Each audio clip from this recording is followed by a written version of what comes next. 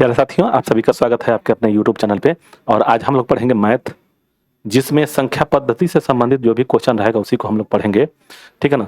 तो दिया है कि संख्याओं के प्रकार, टाइप ऑफ नंबर, जो भी संख्याओं के प्रकार हैं, जिससे कि प्राकृत संख्या, जैसे प्राकृत संख्या हो गया, पूर्ण संख्या हो गया, पूर्णांक संख्या हो गया, सौभाज्य संख्या होगा, इसी के विषय में हम लोग समझेंगे आगे।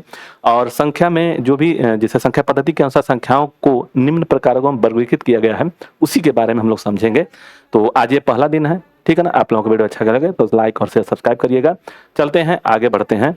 दिया है कि प्राकृतिक जो संख्याएं क्या क्या होती हैं। तो जैसे प्राकृतिक संख्याएं जो नेचुरल नंबर बोलते हैं इसके, नेचुरल नंबर संख्याएं क्या होती हैं। तो ये संख्या 1 से लेकर के 9 तक होती हैं, जो जिसमें शून्य को नहीं ले आता है, क्योंकि शून्य से कोई गणना नहीं किया जाता है, प्रारंभ नहीं किया जाता है। और जो भी प्राकृतिक संख्याएं हैं वह धनात्मक होती हैं। जैसे देखिए 1 से लेकर के 1, 2, 3, 4, 5, 6, 7, 8 और 9, ये जो संख्याएं होती हैं, यह संख्या प्राकृतिक संख्या या नेचुरल नंबर होता है, जिसमें यह जो धनात्मक संख्या होती है, ये सब जितने भी हैं सब धनात्मक संख्या होती हैं। तो उसी को हम लोग प्राकृतिक संख्या बोलते हैं। ठीक। दूसरा, पूर्ण संख्या, होल नंबर किसे कहते हैं। तो होल नंबर, उसमें जो जीरो होता है ना, जीरो जुट जाता है, 0, 1, 2, 3, 4, 5 ऐसे करके 9 तक रहता है। ठीक। तो देखिए पूर्ण संख्या क्या होती है या होल नंबर क्या होता है। तो 0 से लेकर के 9 तक होता है, यह 10 संख्याएं होती है। यह एक प्राकृतिक पूर्ण संख्या होती हैं, जो शून्य से मिला करके ही अनंत संख्या में बनाया जा सकता है। शून्य को ही ला करके, जैसे कि पूर्णांक संख्या को लेकर के ही हम लोग अनंत संख्या तक बना सकते हैं। तो जो भी है प्राकृतिक संख्या, जो प्राकृतिक संख्या वो पूर्ण संख्या है। और इसमें आगे हम लोग और पढ़ेंगे, एक चीज और है, इंटीजर नंबर। जैसे पूर्णांक संख्या, जो सभी पूर्णांक संख्याएं, उसकी ऋणात्मकताएं संख्याएं जो होती हैं, संख्याएं पूर्णांक कहलाती हैं। जैसे में जो भी ऋणांक संख्या, मतलब कि माइनस में, धनात्मक में भी और 0, ये तीनों मिला करके पूर्णांक संख्या होता है। ठीक है। शून्य न तो धनात्मक होता है और ना ही ऋणात्मक होता है। ठीक है। तो चीज देखिए, आगे हम लोग इसमें समझेंगे। देखिए यहाँ पे एक चीज हम लोग समझ जाएंगे, इन तीनों को एक ही डायग्राम में हम बना करके समझ जाते हैं। जैसे 1 हो गया, ये प्लस में 1, 2, 3 जो हम लोग प्राकृतिक नंबर था ना, उसी को समझते हैं। तो ये धनात्मक होता है, 1, 2 धन होता है, धनात्मक होता है, 3, 4, 5, 6, 7 और 8 और 9, ये जो धनात्मक संख्याएं होती हैं। ठीक है ना। ये याद रहे कि धनात्मक संख्या होती है। अब इधर ये जो है ना माइनस में, यह ऋणात्मक संख्या होता है, 1, 2 माइनस में, -3, -4, -5, -6, -7 और -8 और -9। ठीक है। जस्ट आप यहां से इसको देखिएगा। ये तो पहले आप समझिए कि कौन सी प्राकृतिक संख्या थी। तो प्राकृतिक संख्या 1 से लेकर के, यह जो है प्राकृतिक संख्या 1 से लेकर के 9 तक थी। इसको हम लोग क्या कहते हैं, प्राकृतिक संख्या या नेचुरल नंबर कहते हैं, प्राकृत संख्या। ठीक है। और उसके बाद से जब 0 को मिलाएंगे इसके साथ में, 9 से लेकर के इसको जब मिलाएंगे तो यह हो जाएगा पूर्ण संख्या यानी होल नंबर, पूर्ण संख्या। ठीक। अब ये तो समझ गए कि यह पूर्ण संख्या हो गया। अब इसको यानी कि टोटल माइनस में और प्लस में तीनों को अगर ले लेते हैं, जैसे ये 0 हो गया और यह 3 थे हो गया ना, इनको मिलाने पर पूर्णांक संख्या होता है। अब इनको हम लोग पूर्णांक संख्या बोलते हैं। पूर्णांक संख्या याद रखिएगा, पूर्णांक संख्या क्या होता है। पूर्णांक संख्या, तो यह जो हो गया यहाँ पे पूर्णांक संख्या। तो यह 3 चीज आप लोगों को जानना जरूरी था कि प्राकृतिक संख्या क्या होती है। तो 1 से 9 तक होता है प्राकृतिक संख्या। पूर्ण संख्या क्या होता है कि 0 उसमें आ जाता है तो उसको पूर्ण संख्या बोलते हैं, जिसके 10 अंक होते हैं पूर्ण संख्या में। पूर्णांक संख्या में अनंत तक जाता है, माइनस ऋणात्मक और धनात्मक और 0 तीनों ले जाता है, जिसमें शून्य न तो धनात्मक होता है और ना ही ऋणात्मक होता है। ठीक है। आगे बढ़ते हैं। देखिए अब उसके बाद से किसी संख्या का अंकों का निम्न 2 मान होते हैं। कोई भी संख्या होगा उसका 2 मान होता है। एक होता है वास्तविक मान और एक होता है ये स्थानीय मान। ठीक है। 2 संख्या, जैसे कि किसी भी संख्या का जो मान होता है वह वास्तविक मान होता है, और जिसे वास्तविक मान जो दिया रहता है, जैसे 1 से 9 तक या 0 से लेकर के 9 तक की जो संख्या दिया हुआ है, वह संख्या वास्तविक मान होती है, यानी कि वास्तविक वैल्यू, फेस वैल्यू जो दिखाई दे रहा है। ठीक। लेकिन एक स्थान होता है, जिस स्थान पे होगा, तो भारतीय नंबरिक नंबर, मतलब भारत में जो हम लोग गिनती करते हैं, वो इकाई, दहाई, इसको ऐसे समझते हैं, इकाई, दहाई, सैकड़ा, हजार, 10,000, लाख, ऐसे करके देखते हैं। तो देखिए पहला 2 होता है, 3 थे, फिर 2 से, फिर 2 थे, ऐसे करके होता है भारतीय में। और विदेशों में यह होता है 3-3 करके होता है, 3-3, 3-3 पार्ट करके, ठीक ना, 3-3 पार्ट करके होता है। तो ये याद रखिए, भारत में ही हम लोग को जरूरत है भारतीय पढ़ने के लिए। तो वास्तविक मान समझिए, दिया हुआ है यहाँ पे जो दिया हुआ है, देखिए ये जो तीनों दिया हुआ है, मतलब कि 3, 9, 5, 6, 4, इसमें वास्तविक जो संख्या 9 है, वह वास्तविक जो संख्या 9 है, या तो 3 है, या तो 5 है, या तो 6, ये वास्तविक संख्या है। अलग अलग जो संख्या है, जैसे 3 हो गया, तो यह वास्तविक संख्या इसका 3 ही है। 9 का वास्तविक संख्या 9 ही है, और 5 का वास्तविक संख्या 5 ही है, ठीक। 6 का वास्तविक संख्या 6 है, और 4 का वास्तविक संख्या 4 ही है। वास्तविक संख्या वही होता है जो दिखाई देता है, मतलब कि जो है, ठीक। और एक होता है स्थानीय मान, जैसे उसी में देखिए स्थानीय मान क्या होता है कि जैसे इकाई, दहाई, सैकड़ा, स्थान, मतलब कि स्थानीय मान इसके नाम से ही समझ में आता है कि स्थान किस स्थान पे है, तो उसका मान होता है इकाई, दहाई, सैकड़ा। जैसे हम लोग भारतीय में पढ़ते हैं इकाई, दहाई, सैकड़ा, हजार, 10,000, लाख, ऐसे पढ़ते हैं। तो इस जस जस इधर आगे बढ़ेंगे तब उसमें हम इसमें 1 का गुणा करेंगे, इसमें 10 का गुणा करेंगे, इसमें सैकड़ा का होता है, इसमें जो सैकड़ा के स्थान पर रहता है ये 1000 के स्थान पर रहता है, या 10,000 के स्थान पर रहता है, या 1 लाख के स्थान पर रहता है, ठीक। 5 ठे 0। तो याद रखिए स्थानीय मान क्या होता है, तो अपने जस जस वह दाएं साइड बाएं साइड में बढ़ता जाएगा, वह उसका स्थानीय मान बढ़ता जाएगा। जो उसका प्लेस माने स्थानीय जो मान है, प्लेस है, स्थान है, उसका वैल्यू बढ़ता जाता है। तो देखिए इसमें कैसे लिखेंगे हम लोग, यहाँ पे जो दिया हुआ जो शब्द दिया गया है, देखिए इसमें अब देखिए देखिए 4 का स्थानीय मान जो होगा वह इकाई स्थान पर है, तो 4 का गुणे 1 से करेंगे तो यह 4 होगा। 6 है, दहाई पे स्थान है, तो 6 गुणे 10 होगा, तो इसका हो जाएगा स्थानीय मान 60 हो जाएगा। 500 का जो होगा, देखिए यहाँ पे 500 है, अरे 5 है, 5 का 5 गुणे सैकड़ा पे है, गुणे यह जो है सैकड़ा पे है 5, तो इसको 100 से गुणा करेंगे तो यह हो जाएगा 500 के स्थान पर है। और उसी तरह से 9 है, 9 इसको ऐसे भी लिखते हैं कि 9 गुणे 1000 के स्थान पे है, तो 1000 से गुणा करेंगे तो ये हो जाएगा 9000, ठीक है ना, 9000। फिर से वह जो 3 है, 3 देखिए स्थानीय मान और जो प्लेस है, मतलब कि ये वास्तविक है फेस, तो 3 है इसका, तो फेस वैल्यू वास्तविक मान तो 3 है, लेकिन इसका जो स्थानीय मान होगा वह कितने जीरो पे है, तो 1 पर 0 4 है, यानी कि 3 गुणे 1 पर 0, 4 को 0 है, ठीक। तो यह हो जाएगा 3 और 4 को 0, यानी कि 30,000 हो गया। तो देखिए 3 तो वास्तविक मान हो गया, लेकिन उसका स्थानीय जो मान है 3000 हो गया। 9 है, उसका वास्तविक मान तो 9 है, लेकिन स्थानीय मान 9000 हो गया। उसी तरह से यह स्थानीय मान और वास्तविक मान का वैल्यू होता है, ठीक। तो चलते हैं नेक्स्ट पे आगे।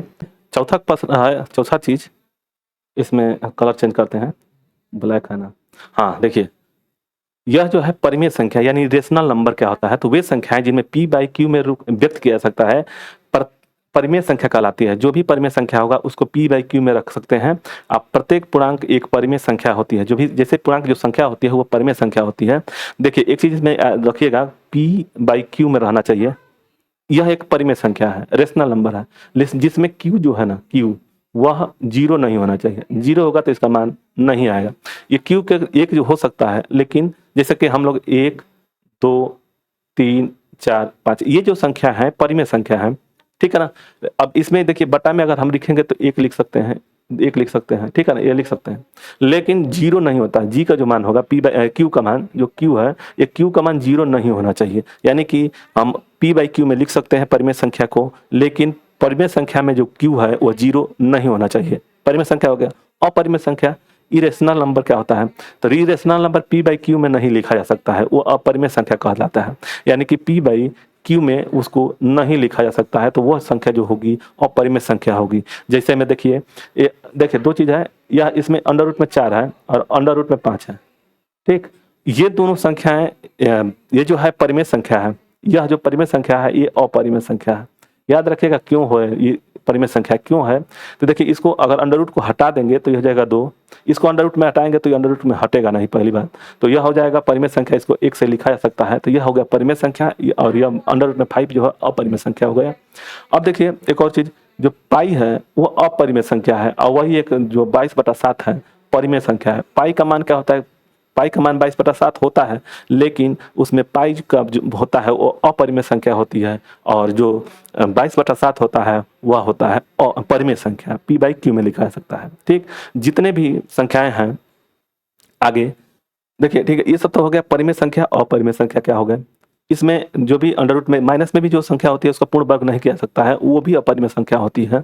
तो ये चीज समझ गए कि परिमेय संख्या और परिमेय संख्या क्या होता है। परिमेय संख्या वो होती है जो को p/q में लिखा जा सकता है, जिसमें q 0 नहीं होना चाहिए, और अपरिमेय संख्या वो होती है p/q में नहीं लिखा जा सकता है, उसको अपरिमेय संख्या कहते हैं। ठीक, जिसमें पाई जो होता है, पाई जो होता है अपरिमेय संख्या होती है, और उसकी का मान जो होता है 22/7 वह परिमेय संख्या होता है। रेशनल नंबर होता है 22/7 और इरेशनल नंबर पाई होता है। ठीक, आगे वास्तविक मतलब रियल नंबर। रियल नंबर, वास्तविक नंबर या रियल नंबर किसे कहते हैं? तो वे सभी संख्याएं जो या तो परिमेय हो या फिर अपरिमेय वास्तविक संख्या कहलाती है। वास्तविक संख्या जो है, जो परिमेय है या अपरिमेय है, वो संख्या वास्तविक संख्या कहलाती है। और सभी पूर्णांक, प्राकृतिक एवं पूर्ण संख्या वास्तविक संख्या होती हैं। जितने भी तीनों हम लोग पढ़े थे अभी, पूर्णांक संख्या, प्राकृत संख्या, पूर्ण संख्या, यह जो संख्याएं जितने भी हैं यह वास्तविक संख्या होती हैं, यानी कि रियल नंबर होता है। आगे सम संख्याएं क्या होती है इसको देखेंगे। सम संख्याएं वह होती है जो 2 से विभाजित हो, उसे हम सम संख्या कहते हैं। सम संख्या क्या होता है? वो संख्याएं जो 2 से विभाजित हो उसे हम सम संख्या कहते हैं, और उसी में विषम संख्या होती है जो 2 से विभाजित नहीं होता है, उसे हम विषम संख्या कहते हैं। जैसे देखिए, मान लीजिए कि हम कोई गिनती लिखे 1 2 3 4 5 6 7 और 8। ठीक है, इसमें देखिए कौन सी संख्या विषम संख्या होगी और कौन अपरिमेय संख्या होगी। तो देखिए, यह जो है 1 हो गया, 3 हो गया, 5 हो गया और 7 हो गया। यह जो चारों जो है, यह मतलब कि 1 3 4 5 ओड संख्या जो होती है, ओड नंबर जो होता है वह विषम संख्या होती है। और सम संख्या कौन सा होता है? तो जो 2 से कटने वाली संख्या होती है वो सम संख्या यानी इवन नंबर बोलते हैं। ठीक, तो सम संख्याएं और दो सम संख्याएं और सम संख्याएं समझे। अब देखिए, दोनों चीज में एक चीज और सामने आएगा कि अभाज्य संख्या और भाज्य संख्या का अभाज्य संख्या। तब उसमें आपको ये चीज देखिए, विषम सम विषम जो है ना, सम और विषम, इवन नंबर और ओड नंबर, इनमें और भाज्य संख्या और अभाज्य संख्या में दोनों में अंतर है। ठीक, तो इसको उसमें मत मिला दीजिएगा कि समझ में आएगा कुछ और। भाज्य संख्या, अभाज्य संख्या क्या होती है जिसको प्राइम नंबर से भी जानते हैं। अभाज्य संख्याएं वह होती हैं जो स्वयं से, मतलब कि 1 और स्वयं से मतलब प्लस स्वयं से, मतलब कि 2 से, यानी 1 हो गया या 2 हो गया, यानी कि 2 चीज से कटे, यानी कि 1 से कटे और स्वयं से कटे, तो पूर्ण विभाजित नहीं होती है। जैसे कि इसके अलावा जो भी संख्या होती है उससे विभाजित नहीं होता है, उसको अभाज्य संख्या कहते हैं, जिसमें सबसे छोटी अभाज्य संख्या होती है 2। देखिए, अभाज्य संख्याएं कौन कौन सी हैं। देखिए, यहाँ से आप लोग समझ में आएगा कि अभाज्य संख्या कौन कौन सी हैं। तो अभाज्य संख्या प्राइम नंबर होता है। तो देखिए, इसमें 2 जो है, याद रख लीजिएगा पहले तो ऐसे ही कि 1 से लेकर के 50 तक 15 अभाज्य संख्याएं होती हैं, और 51 से लेकर के 100 तक की कितनी अभाज्य संख्या आती होती होता है 10, यानी कि टोटल मिला करके 1 से लेकर के 100 तक होती है, वह होता है 25। यह पूछता भी है, डायरेक्ट पूछ देता है। ठीक, अब देखना ये है कि 2 से संख्याएं, अब इसको थोड़ा सा समझ लेंगे तो याद हो जाएगा। यहाँ पे देखिए, 2 से संख्याएं जो भी है यह अभाज्य संख्या है। प्रथम जो है ना, सबसे छोटी अभाज्य संख्या होती है, छोटी अभाज्य संख्या 2 है, तो इसको इसी से कटाएंगे। पहले एक को न भाज्य है न भाज्य है। ठीक, तो 2 से कटाएंगे तो जितनी सम संख्याएं होती हैं वो सब कट जाएंगी, जितनी संख्याएं जो होती हैं वो सब कट जाएंगी। ठीक है, तो ये 2 से जो संख्या कटेंगी तो ये सब टोटल कट जाएंगे। अच्छा, चलिए यहाँ से कट गए। अब 3 देखना है, यानी कि पहली अभाज्य संख्या कौन सी होगी, यहाँ से हम लोग निकाल लेंगे 2 जो है अभाज्य संख्या हो गई सबसे छोटी, और यह भी सम संख्या है। फिर 3 देख लीजिए, 3 से मिलाएंगे तो 3 से 3 तिहाई 9, 3 दूनी 6 कट गया, 3 3 9, 3 चौके 12, 3 5 15, 3 6 18, 3 7 21 कट गया, 3 8 24 कट गया, 3 9 27, 3 10 30, 11 3 33, 12 3 36 कट गया, 13 3 39 भी कट गया। अब 13 मतलब कि 39 हो गया, 42 कट गया, 45 देखिए, 45 के बाद से 48 कट गया, 51, 17 3 51, फिर से 1 2 3 54 कट गया, 54 3 57, 19 3 57, 19 के बाद 20 3 60 और 21 3 63, यह जो कट जाएगा 3 से। 3 के बाद से 66 हो गया, 69 कट जाएगा 3 से, फिर से 72 कट गया, 75 भी कट जाएगा, 78 72 3 78 और 81 भी कट जाएगा 3 से, 81 3 84, 84 3 86, 86 3, यह जो हो जाएगा 89 कट जाएगा, यानी कि 3 दूनी 6 2, 3 दूनी 6 2, ये देखिए क्या बोलते हैं 81 3 84, 84 और 3 87 कट जाएगा, यह जो कट जाएगा, फिर 90, फिर 93 कट जाएगा 3 से, 93 के बाद 96 और 99, ये सब संख्या कट जाएंगे। जो बचेगा उसी को हम लोग देखेंगे। देखिए 5 से कौन सी संख्या कटेंगी, देखिए 5 अभाज्य संख्या है, यहाँ पे 5 हो गया, फिर 7 हो गया, ठीक 7 देखिए 5 से कटने वाली संख्या 15, 25, 35, 55, 65, 85 और 95, ये सब कट गए। और उसके बाद 7 देखेंगे तो 7 से 7 दूनी 14, 7 त्रिक 21, 7 चौक 28, 7 पचे 35, ठीक 35, 7 छक 42, 7 सत्ते 49, ये कट गया 49, 7 सत्ते 49, 7 आठे 56, 7 नाम 63, 7 दहा में 70, 70 7 77 कट जाएगा, 7 से 77 और 7 7 7 14 84 हो गया, 84 और 7 1 2 3 4 5 6 7 91, 63 91 और 7 1 63 98, 63 91 हो गया ना, 64 98 कट गया। अब देखिए 7 से भी कट गया, अब यहाँ से अभाज्य संख्या से सब कट गया है। अब बचा कौन सा, तो इसके बाद से देखिए इसको छोड़ देते हैं, एक को 2 3 5 7, फिर 11 13 17 और 19, फिर यहाँ पे कट गया 23 29 31, बचा कौन 31 के बाद से यह 37, फिर 41 41 के बाद से 43 43 के बाद से कट गया है, यह भी 53 54 55, ये 59 59 बचा 61, और उसके बाद से 67, फिर से 71 71 के बाद 79 और 83, फिर से 89 और इसमें टोटल कट गए, ठीक। तो अब देखिए कौन कौन से कटे हैं, और ये हो गया 7 हो गया, फिर से 11 हो गया, 13 हो गया, 17 19 और उसके बाद से 19 के बाद से 23। अब इसको गिनती कर लेते हैं, सबसे बढ़िया गिनती कर लेते हैं, यहीं से पता चल जाएगा। देखिए 1 2 3 4 5 6 7 8 9 10 11 12 13 14 और एक यह 15 47 भी है इसमें, ठीक है 15 हो गया, यानी कि 1 से लेकर के 50 तक 15 हुए।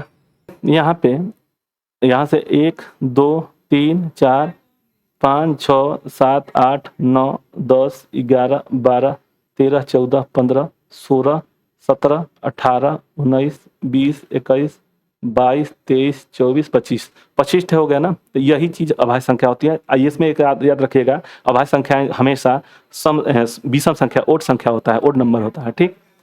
तो चलते हैं क्वेश्चन पे आगे देखते हैं, उसके बाद से अभाज्य संख्या के बाद जो होता है, यानी कि ये याद रखिएगा 1 से लेकर के 100 तक के जो होती है वह होता है 25, और 1 से लेकर के 50 तक होता है 15, ठीक। यह पूछता भी है, याद रखिएगा कम से कम 200 तक अभाज्य संख्या को याद होना चाहिए, ठीक ना।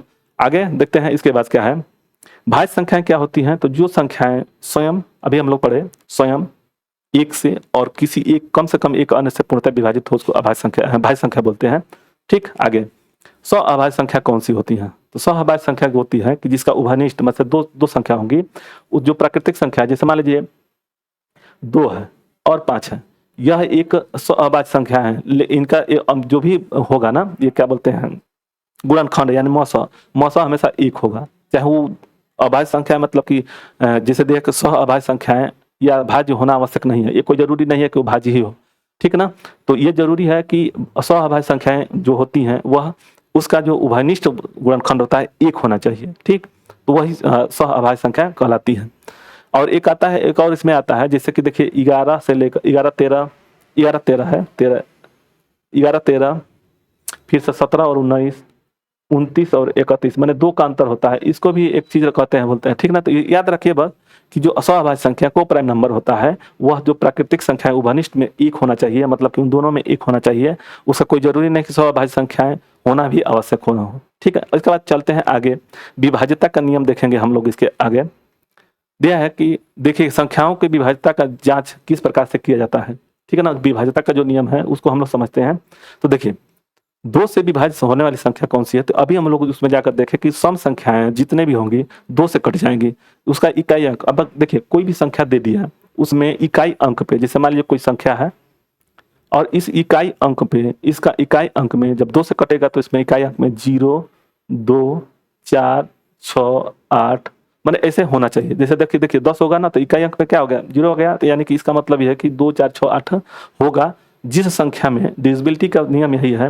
और यहाँ से अगर देखिए 2 से लेकर के कम से कम अभाज्य संख्याएं जितने भी हैं उसको अगर जान जाएंगे तो आप जो कैलकुलेशन करना चाहते हैं मैथ में बहुत ही शानदार करेंगे। आपको डर नहीं लगेगा इस चीज़ से कि हम नहीं जानते हैं कैसे कटाएंगे, जैसे कि डर हमको भी था। धीरे धीरे धीरे इम्प्रूव किए। देखिए 2 के अभाज्य संख्या में इकाई अंक पे जो संख्या आएगी 2, 4, 6, 0, 8 यह रहना चाहिए, तभी उस 2 से संख्या से कटेंगी। जैसे में देख लीजिए 44 है तो 44 में इकाई संख्या क्या है, 4 है। अगर मान लीजिए इसी में 48 कर दिए तो 8 हो गया, इसी में 96 कर दिए तो यह हो जाएगा 6। ठीक, तो ये याद रखिए। और इसके बाद से 200 देखिए 200 है तो इकाई अंक में 0 है तो 0 भी कट जाएगा, मतलब कि 0 इकाई अंक संख्या में रहेगा तो 2 से विभाज्य हो जाएगी। ठीक, तो 2 का विभाज्य संख्या क्या था, तो इकाई अंक में 0, 2, 4, 6, 8 होना चाहिए। ठीक, 3 देखिए 3 से विभाज्य संख्या क्या होती है, 3 से विभाजित यानी कि डिविजिबिलिटी बाई 3। यदि सभी संख्या का योग 3 से विभाज्य हो तो पूर्णतः से 3 से विभाज्य होगा। यह नियम जैसे देखिए 3 में यही नियम 9 में भी लागू होता है। कोई भी संख्या दिया रहेगा, अभी हम लोग 9 का भी पढ़ेंगे, लेकिन उसमें थोड़ा सा शर्त रहेगा। जैसे देखिए मान लीजिए कि अगर हम रख लिए 2, 3, 5 और 1 6 यानी कि 283 है ना। देखिए अब इनको जोड़ेंगे तो 2 धन 3 धन 1 बराबर 6 हो गया ना। ये 6 जो संख्या है यह 3 से संख्या से कट जाएगी। ठीक, लेकिन यह 9 से नहीं कटेगी, 9 से नहीं कटेगा, उसका शर्त है 9 से इनका योग जो है 9 से कटना चाहिए, इनका योग जो है वो 9 से कटना चाहिए। जैसे में देखिए 3 में हो गया तो 23 231 को कटाएंगे तो 3 से कटेगा तो 3 7 21 2 3 9 7 21, ठीक है ना, ये कट जाएगा। तो इसका योग जो है 3 का नियम यह कहता है कि कोई भी संख्या दिया वो संख्या को योग करेंगे और वो जो योग करने वाली जो संख्या है उस संख्या में 3 से भाग देंगे, अगर कट जाएगा तो संख्या 3 से कट जाएगी।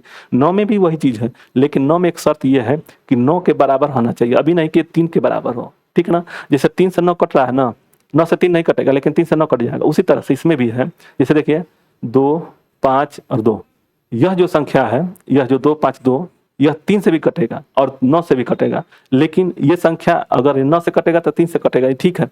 देखिए कुछ ऐसा संख्या है जो 3 से भी कटेगा 9 से भी कटेगा, लेकिन 9 से कटेगा। जैसे देखिए 3 से कटने वाली संख्या, हर एक संख्या जो 3 से कटने वाली होगी वो 9 से कोई जरूरी नहीं कटेगा, ठीक, लेकिन जो 9 से कटने वाली संख्या वो 3 से जरूर कट जाएगा। याद रखिए, देखिए यहाँ पे 251 है, 252 है ना, इसको 2 धन 5 और धन 2 यानी कि 5 4 9 यानी कि ये 9 से संख्या से कटना है, 3 से तो कटेगा ही। तो 9 का और 3 का में थोड़ा सा अंतर है कि जो संख्या का योग करेंगे, जो भी संख्या दिया उसका योग करेंगे, उस 9 से 9 आ गया तो 3 और 9 से दोनों से कट जाएगा, लेकिन अगर 3 आया तो सिर्फ 9 से कटेगा, 3 से कटेगा, 9 से नहीं कटेगा। ठीक, तो जो शर्त में क्या हो गया, यह दोनों समझ गया कि दोनों में 3 और 9 का ही सेम पैटर्न होता है, लेकिन थोड़ा सा अंतर होता है। ठीक, चलिए आगे। 4 से विभाज्यता का नियम क्या होता है, 4 के विभाज्यता का नियम यह होता है कि जो दो इकाई जो होता है पीछे का, जो यहाँ पे 0 ना करके यहाँ पे 2 इकाई और दहाई अंक को देखते हैं। जैसे यह जितना कितना भी संख्या दे दिया हो, लेकिन इकाई और दहाई को 2 अंकों को हम लोग देखेंगे और वो पूर्णतया 4 से विभाजित हो जाएगा, तो जानिए कि 4 से कभी भी कट जाएगा।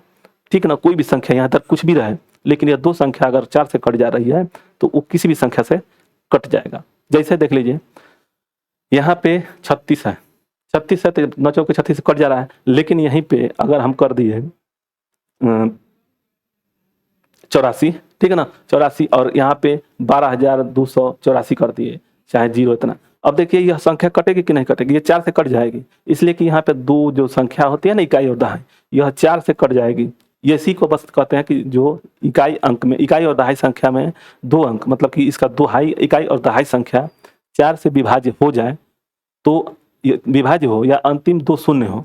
जैसे कि यहाँ पे अगर मान लीजिए यहाँ पे 2 शून्य है तभी कटेगा। इसका मतलब यह हो कि 4 से विभाज्य संख्या में 2 इकाई और दहाई अंक पे या तो दोनों संख्या 4 से कट जानी चाहिए या तो वहाँ पे 2 शून्य होना चाहिए, तब जाकर कुछ संख्या कट जाएगी। ठीक, तो ये समझ गए। देखिए इकाई दहाई सैकड़ा हजार 10,000 लाख 1,22,000 84 है ना, यह जो 84 है सिर्फ अब आगे का मत देखिए, ये पीछे का 2 अंक देख लीजिए। 84 कट जाएगा किसी से 4 से तो कट जाएगी पूरी संख्या। ठीक, चलिए 4 से समझ में आ गया। 5 देखते हैं।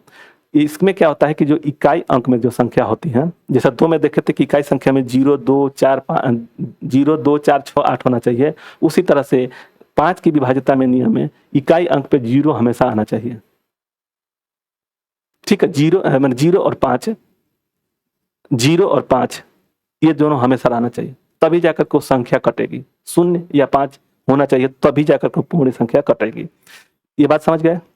2 में क्या था कि 2 में था कि 0, 2, 4, 6, 8 होना चाहिए इकाई अंक पे, लेकिन 5 की विभाज्यता में इकाई अंक पे 0 और 5 ये दोनों में से कोई संख्या रहेगा तो वो कट जाएगा 5 से। ठीक, चलिए 6 से देखते हैं। 6 से क्या है कि जो हम लोग 2 से पढ़े थे, 2 और 3 का विभाज्यता पढ़े थे, अगर ये दोनों फुलफिल कर रहे हैं, कोई भी संख्या अगर दे दिया जाए उनका फुलफिल कर रहे हैं तो 3 से कट जाएगा। जैसे में देख लीजिए 2, 3, 5 और 2, 7। अब देखिए कटेगा 6 से, इकाई अंक पे तो 2 दे दिया लेकिन नहीं कटेगा ये। ऐसे कि यहाँ पे एक संख्या और होनी चाहिए, यानी कि 2 संख्या अगर हो जाए, यह देखिए मान के चलिए 1, 2, 2, 3, 5, 4, 9। ठीक, अब देखिए इकाई अंक पे 2 है, लेकिन ये दोनों संख्या जोड़ देंगे ना, जैसे कि 3, 2, 5, 2, 7, 2, 9, यानी कि 9 जो संख्या है 3 से कट जाएगी, यानी कि ये जो दोनों संख्या, ये संख्या पूरी है, ये 6 से विभाज्य हो जाएगी। इसको ना हो तो कटा कर देख लीजिए 22, 32, इसको 6 से कटाते हैं तो 6 3 18, 18 हो गया, 18 और 4 22, 3 और 6 से कटाना है ना तो 6 7 42, 1 यहाँ पे 1 2 6 दूनी 12, देखे आराम से कट गए। तो ये याद रखिएगा कि जो भी 2 और मतलब पूर्णतः विभाजित, 2 और 3 से पूर्णतः विभाजित, तो वो संख्या 6 से विभाजित हो जाएगी। ठीक, चलिए 7 8 देखेंगे, 7 अभी नहीं देखेंगे, 7 13 और 17 ये अलग से देखेंगे। ठीक, 8 को देखेंगे। 8 में क्या चीज दिया हुआ है कि इसमें 2 चीज है, जैसे 4 का हम लोग पढ़े थे, 4 में पढ़े थे कि इकाई और दहाई में यह जो 2 संख्या रहेंगी इकाई और दहाई, अगर 4 से मतलब कि यहाँ पे 0 या तो 4 से कटने वाली से, जैसे 84 है, ये संख्या जब से कटेगा तो वो संख्या 4 से कट जाएगी। उसी तरह से 3 संख्या होता है 8 में, 8 में 3 संख्या होती हैं।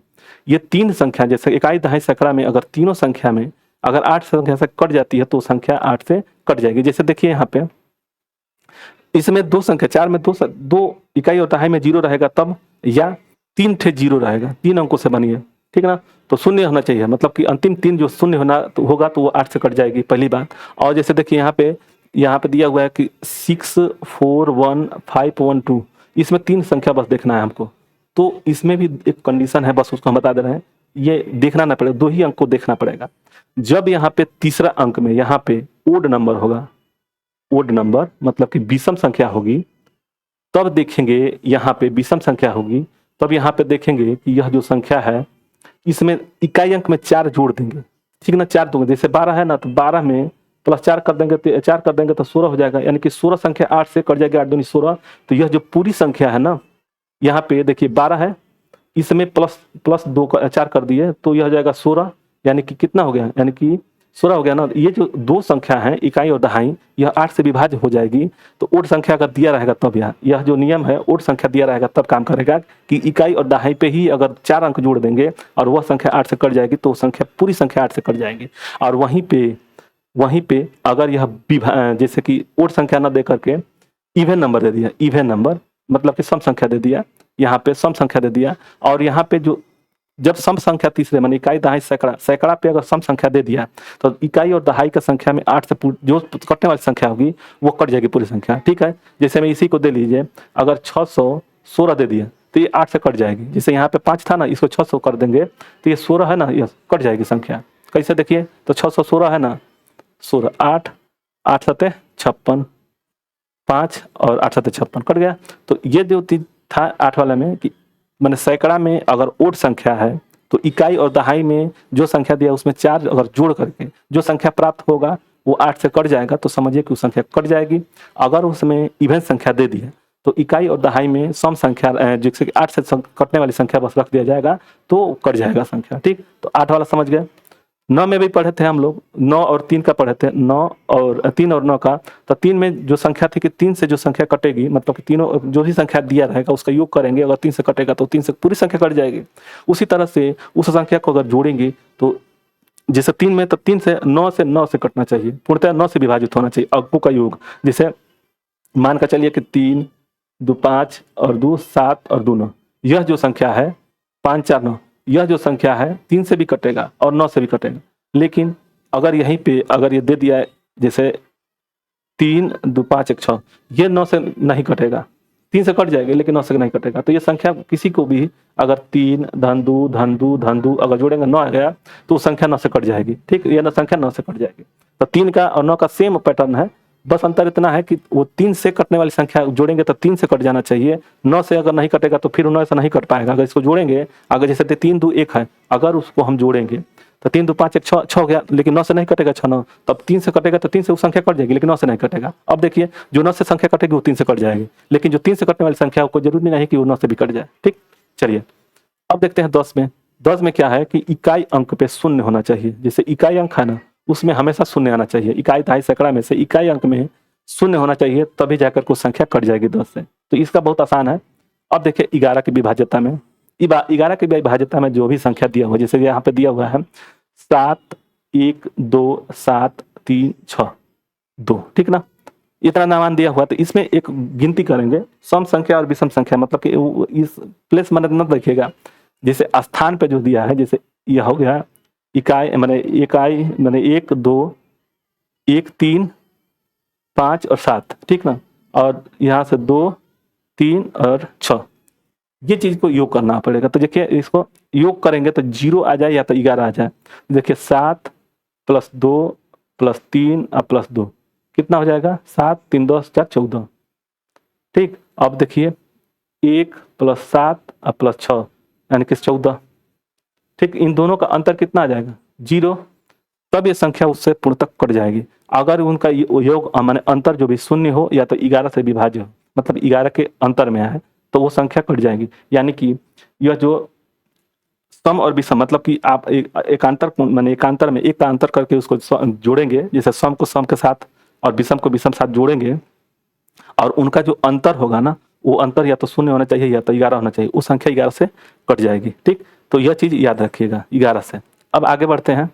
देखिए 7 का, 17 का और 13 का, 3 चीज हम लोग पढ़ेंगे अलग अलग। 7 17 और 13 यह चीज दिया है कि यदि दी गई संख्या इकाई अंक 2 से गुणा करके शेष अंकों से बनी संख्या को में से घटा दें और प्राप्त संख्या या तो शून्य हो या तो 7 से विभाज्य हो, तो वह पूर्णतः 7 से विभाजित हो जाए। जैसे में दिया हुआ है कि 24 229 दिया हुआ है।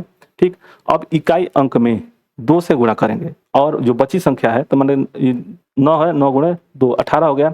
बची संख्या में से इस 242 में से 18 घटा देंगे। ठीक, घटाना है, या तो 0 होना चाहिए या तो 7 से विभाज्य होना चाहिए।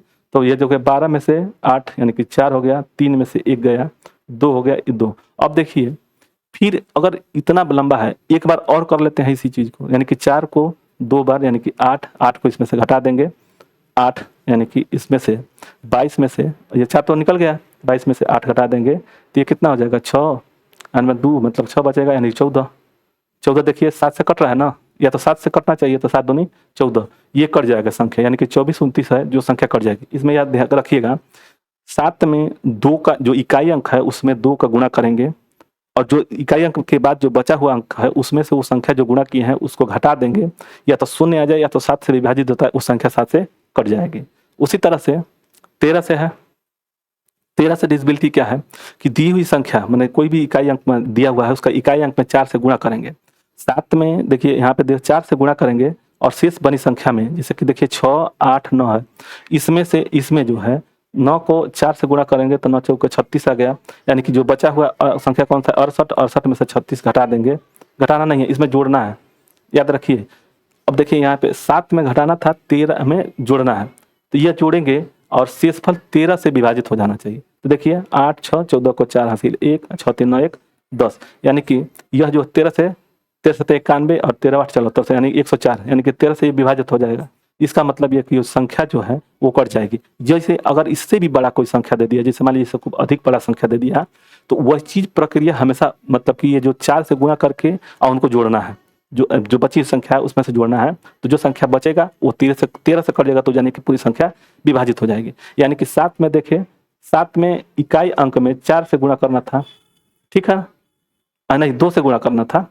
7 में है 7 की विभाज्यता में देखे थे कि 2 से गुणा करके घटाना था, घटाना था, ठीक। लेकिन वही 13 पे है 4 से गुणा करके जोड़ना है, ठीक। अब 17 में क्या होगा, 17 में क्या होगा, तो 17 में 5 से इकाई अंक में गुणा करके ठीक ना, उसको घटाना होगा, ठीक। तो आगे बढ़ते हैं, देखते हैं मिलेगा।